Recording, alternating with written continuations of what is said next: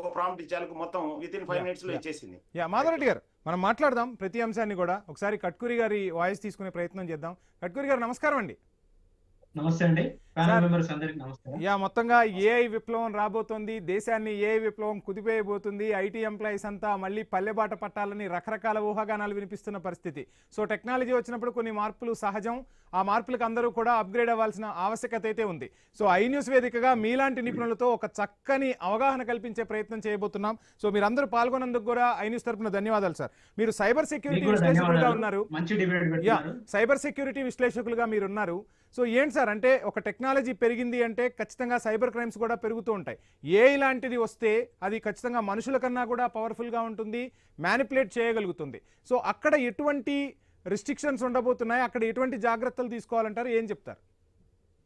దీంట్లో మనకు రెండు అంశాలు, ఒకటి మంచి ఏం జరుగుతుంది, చెడు ఏం జరుగుతుంది అనేది రెండు అంశాలు ఉంటాయి. మనం ఎప్పుడైనా ఇన్నోవేషన్ మంచి జరగడానికి కోసం చేసినప్పుడు మనం కొన్ని సందర్భాల్లో ఇంతకు ముందు డిబేట్లలో మాట్లాడుకున్నట్టు కూడా మంచి కోసం ఏ ఇన్నోవేషన్ అయినా మంచి కోసం చేసుకుంటాం. మంచి కోసం వాడుతున్న క్రమంలో కొంత ఇది ఉండడం సహజంగానే ఉంటుంది. ఇది ఒక సాచురేషన్. అంటే ఇక్కడ మనకు మన ప్యానల్ మెంబర్స్ ఇందాక మాట్లాడుతున్నట్టు సైబర్ క్రైమ్ పెరగడము, సైబర్ క్రైమ్ రూరల్ లో లేదు, అర్బన్ లో ఉంది. దీంట్లో మనము ప్రిపేర్డ్ ఏ విప్లవాత్మకమైన మార్పులు తీసుకొస్తుంది, నిజమే, ఎలాంటి సందేహం లేదు. సర్వీస్ డెలివరీ అనేది చాలా ఫాస్ట్ గా అవుతుంది.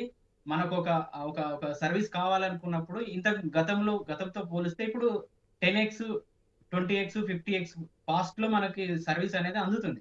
ఎట్ ద సేమ్ టైం దాని వాడకం మనం ఎలా వాడతాం అనే దాని మీద డిపెండ్ అయి ఉంటుంది.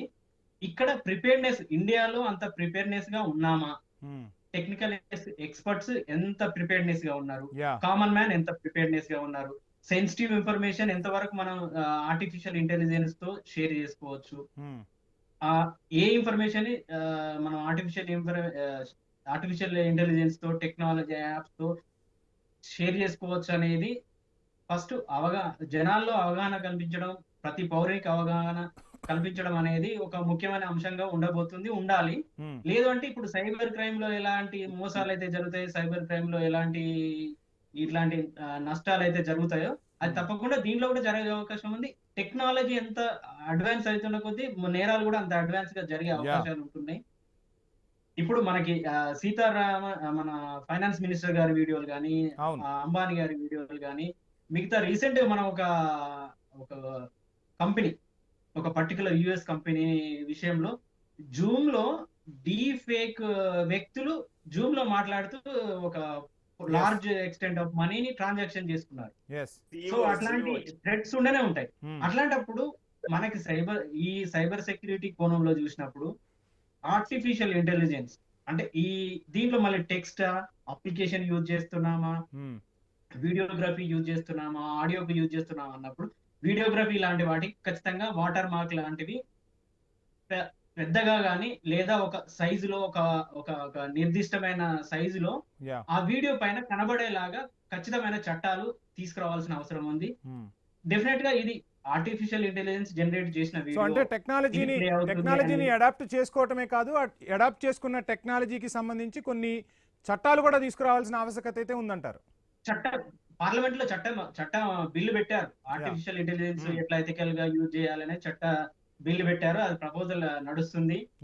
దాంట్లో ఫైన్స్ కూడా ఒక వైలేట్ చేసినప్పుడు 5 లక్షల వరకు 5 కోట్ల వరకు ఫైన్స్ వేసే పెనాల్టీస్ వేసే ప్రొవిజన్స్ కూడా ఉన్నాయి. అది జనవరి 2025లో పార్లమెంట్ లో ప్రవేశపెట్టారు. అది బిల్లుగా ఉంది, ఇంకా చట్టం రాలేదు. కానీ ఇప్పుడు మనకు గ్లోబల్ సమ్మిట్ లో గైడ్ లైన్స్ ఎలా ఉండబోతున్నాయి, ఎలా ఉండాలి, 7 సూత్రాలతో ఒక గైడ్ లైన్స్ ని మనకు రిలీజ్ చేయబోతున్నారు. ఇప్పుడు పబ్లిక్ డొమైన్ లో కూడా అందుబాటులో ఉన్నాయి. 7 సూత్రాల ప్రణాళికతో ముందుకు వస్తున్నారు. ప్రిపేర్నెస్ గా ఉండడానికి షార్ట్ టర్మ్ ప్రణాళికలు, మీడియం టర్మ్ ప్రణాళికలు, లాంగ్ టర్మ్ ప్రణాళికలు ఇవన్నీ రూపొందించి రెడీగా ఉన్నాయి. వాటిని ముందుకు తీసుకురావడం ఆలస్యం. దాంతో పాటు ప్రతి సిటిజన్ ని యూజ్ చేస్తున్న ప్రతి సిటిజన్ ని సెన్సిటైజ్ చేయాల్సిన అవసరము, దాని మీద అవగాహన కల్పించాల్సిన అవసరము, ప్రభుత్వాల బాధ్యత, ఎవరైతే సర్వీస్ ప్రొవైడ్ చేస్తారో ఆ కంపెనీల బాధ్యత కూడా తప్పకుండా ఉండేలాగా నిబంధనలు రూపొందించాల్సిన అవసరం తప్పకుండా ఉంటుంది. రైట్. కట్కూరి గారు మాట్లాడదాం మనం. రామ్మోహన్ గారు, చూస్తున్నాం